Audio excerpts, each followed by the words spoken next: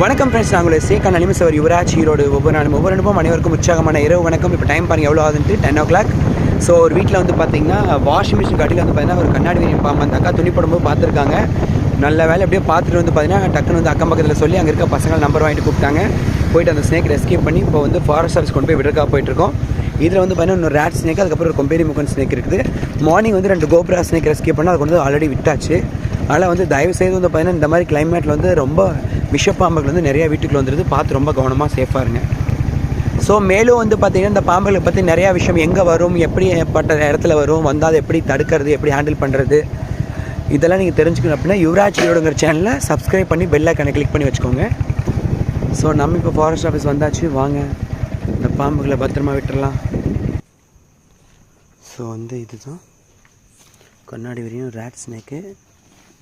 இதில் வந்து 2 கோப்ரா இருக்குது.